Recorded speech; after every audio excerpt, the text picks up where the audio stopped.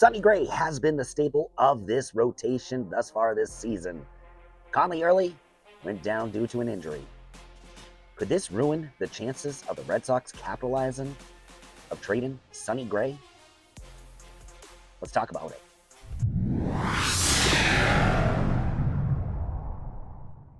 What up, y'all, and welcome to Talk Sox. My name is Jeff, and if you haven't done so yet, please hit that subscribe button, the little notification button, and while you're pressing buttons, hey, might as well hit that like button too, because you don't want to miss any time that the Talk Sox drop a video.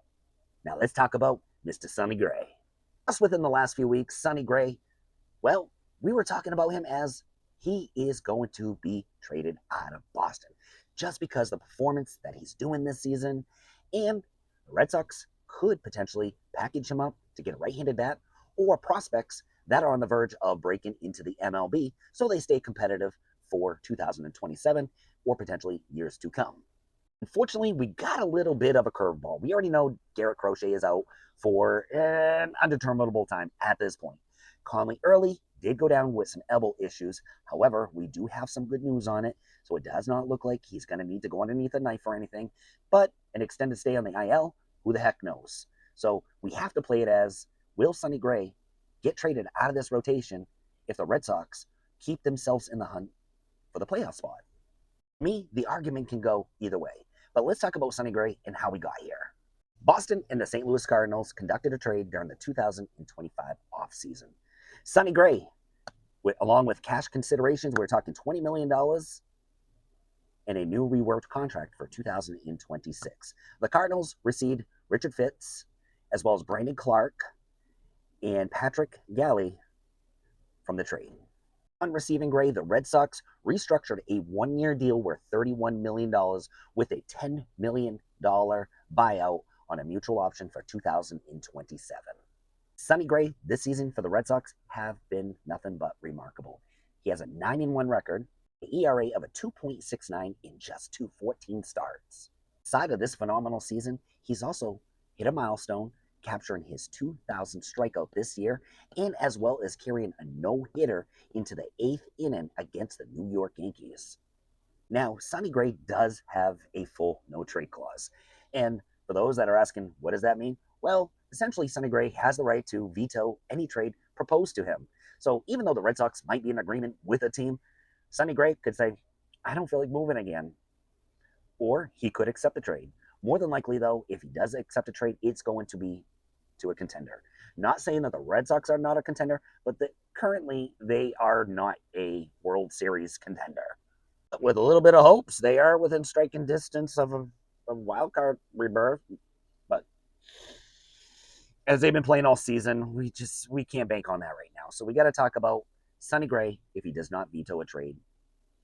Now, to make the case on Sonny Gray not vetoing a trade, well, the Red Sox could get what they really need, because we know during trade deadlines, teams, they're willing to pony up to go further into the playoffs, with hopes to reach the World Series. We know the Red Sox are looking for a right-handed bat.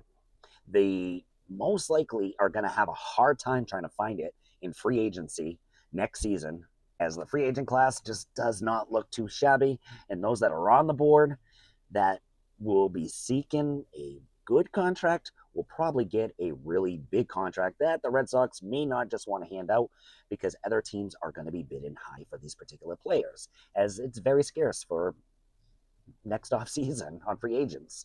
So what do? We find some wealth within. Sonny Gray's the guy. I mean, I know we got O'Neal Chapman and a few others too, but Sonny Gray could potentially bring that right-handed, controllable bat that the Red Sox are needing when it comes to the power of the right-hand side. And should Sonny Gray veto a trade? Is it a bad thing? I don't think it is. $31 million for a pitcher of his caliber. Yes, he is getting up there in age. Strikeouts are not like they are in previous seasons, but his dominance is still there on the mound. So $31 million on a very young rotation that they currently have could be a very good thing for this ball club heading into the 2027 season. Now, before Conley Early went down, we have him, as well as Peyton Tolley, and as well as Jake Bennett, that is in the rotation. And for those three, this is their first full season in the MLB.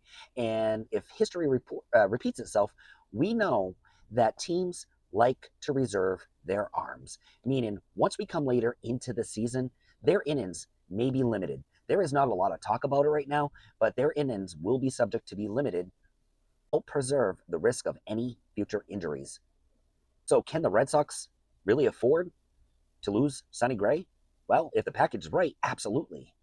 But losing him, not having Crochet in your rotation, and you know you have pitchers, well, the majority of your rotation, that is going to be on an innings limit pitch. And if you're trying to get still into the playoffs, holding on to Sonny Gray is probably going to be your route to go. And that's why I said this can go any direction. Am I for a trade? If the package is right to get them the right-handed bat that they were looking for, I'm absolutely all for it. But at the same time, if we are pushing for the playoffs this season, they cannot get rid of Sonny Gray just because of the rotation needs. Yes, we do got Patrick Sandoval. He's working himself back up, but we've seen time and time again that he's had setbacks. So should he make it to the major leagues without a setback, will he be healthy and not return back to the IL? Well, that still remains a question. Garrett Crochet, we still have no timetable on his return. Ryan Bayo is still in AAA. So that technically leaves you, Ranger Suarez, with a few other pitchers that could be on a innings limit pitch at the end of the season. So, do you get rid of Sonny Gray? Well, I don't know. But hey, I'd like to see the chatter in the comments below. Do you think Sonny Gray, we should trade him for the big right-handed bat that we've been looking for? Most likely a controllable right-handed bat or somebody that's about to make the major leagues? Or do we hold on to him with what we just talked about? Pitchers down on the IL. Pitchers are also going to be on an innings limit pitch. There, I finally got it out. But yeah, I would love to know your feedback on what you think the Red Sox should do. This is Jeff with Talk Sox. Have a great one, everybody.